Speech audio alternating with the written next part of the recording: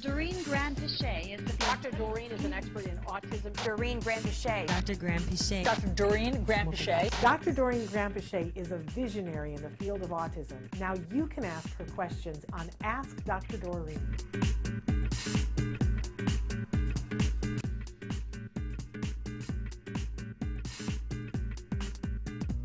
So Dr. Nagpal wrote in this morning and said, what way can we provide auditory stimulation to a child who is continuously clapping, stamping feet, and hitting objects to teeth? Yeah.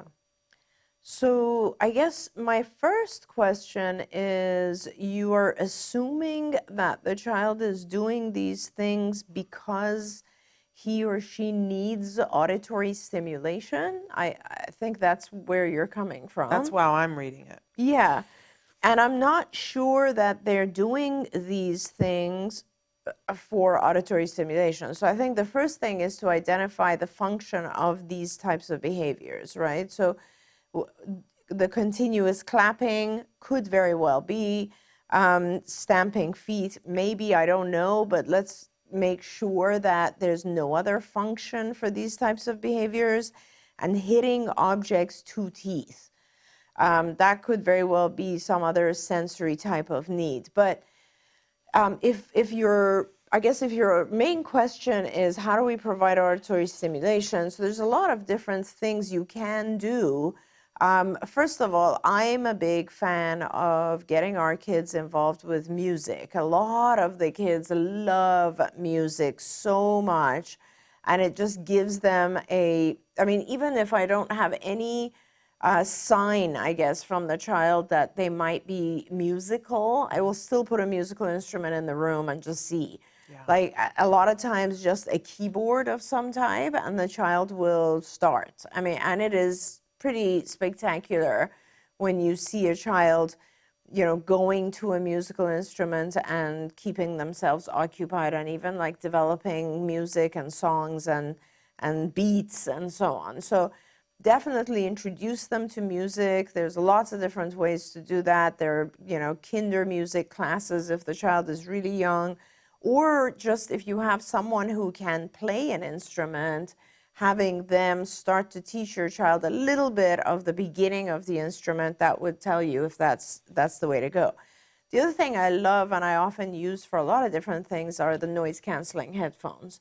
And honestly, I just feel that they're a really good tool for our kids, not only, teaching a child that they can have their own channel on Spotify and they can play the type of music that they like. I love to have a cozy corner for the child with, let's say, a giant bean bag and their headphones there attached to some device that you teach them how to use, and they can go there, put the headphones on, and just get out of whatever hyperstimulation the environment might be causing them.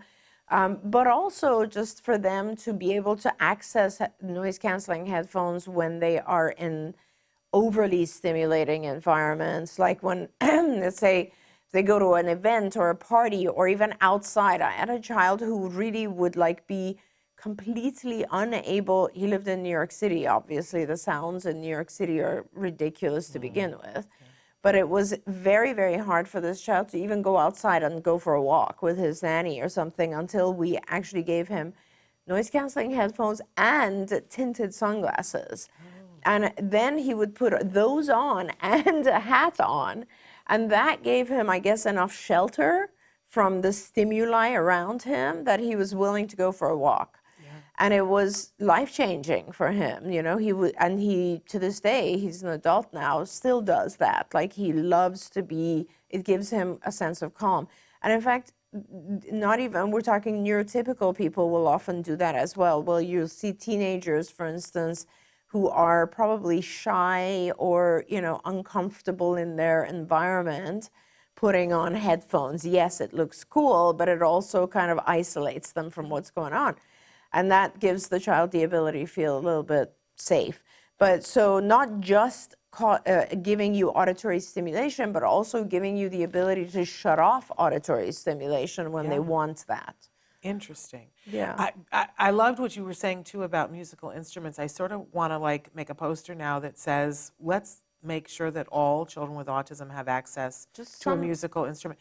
I was reading a post Amazing, yeah. yesterday that somebody put, and they said, if you want to teach children to focus, have them learn a musical instrument. If you want to teach children to cooperate, have them be part of a musical ensemble. Yes, If yes. you want Oh, to how teach, lovely. I right? love that. And it was all these things that if you want to teach children how to problem solve, how to wait, how to be patient, have them be part of a musical ensemble. How amazing. And I thought about that and was so thrilled that when my son was in junior high, he didn't have a long time, but he played the trumpet for 2 years in junior high in this band with this band teacher who was incredible, award-winning band teacher.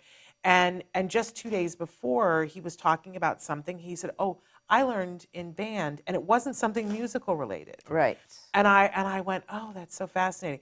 So for anybody who's out there, put music 100%. into your child's life no matter what, but a musical instrument if possible, Yeah. and to play with a group. Think about all the social ramifications of Absolutely. playing and Absolutely. belonging. Absolutely. Amazing. Yeah, and even if it's not, I'm not a musical person. I used to play the piano when I was a child, but I don't Really? know how to do that anymore. So, but just something like a tambourine or a triangle or something that so the child realizes, oh, a beat, and they Right. get into it. A lot of times our kids really love that. And eventually, when they learn it well enough, oh, it's my turn here. Yes. And it's my turn there.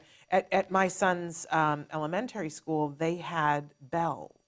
Yes, Where exactly. where exactly. you just pick up the bell and you do this, but you had to wait till it was your turn to play the thing. Exactly. Oh, I would marvel at how the kids could do it because I have Absolutely. no rhythm. Oh, me too. But I mean, just finishing up with our response to Dr. Naikpal, I wanted to say, so then you start to teach the child to clap or stamp feet to the beat, to the music. You sort of what we call SD control. You get it under the control of this is when you do it. If there is no music, we're not doing those things. We're just doing it to the beat of music. Love it. Absolutely love it.